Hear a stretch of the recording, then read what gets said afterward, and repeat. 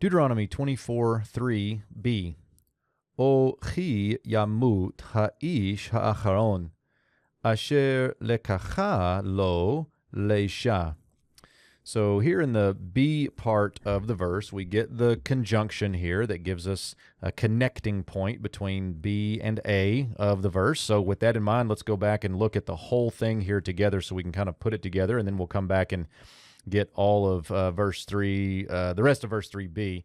In this slide, you can see I've put together the subjects, this other man or this latter man, this man that came second, and the verbs. He hated her, and then notice here, he dies. And so what I want you to see, though, is this key right here is going to be an if key, because as they are connected with this conjunction, the Sneha was connected to the im up in verse 1, the if up in verse 1. So, and if he hates her, the latter husband hates her, or if the latter husband dies. And so that's how it all kind of fits together with that key. So let's come back here and pick up the rest of this. Or if the latter man dies. Here's our call, imperfect third masculine singular.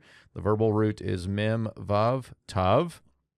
And this is going to be a hollow verb. Notice the middle vav, or a to vav yod verb. And then notice also this a to u, or a to u preformative vowel thematic vowel sequence, which is indicative of the call. So we have, or if the latter man dies.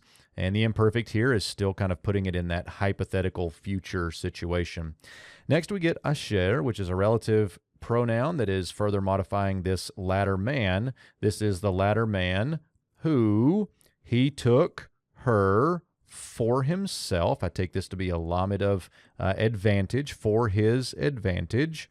The verb that we have here is a call perfect third masculine singular of the verbal root lakach, and in the call perfect, notice it's entirely normal. We lose the lamed at all. It does have the third feminine singular pronominal suffix on there, so he took her to himself or for himself as a wife. And so this second man now hates her even though he married her.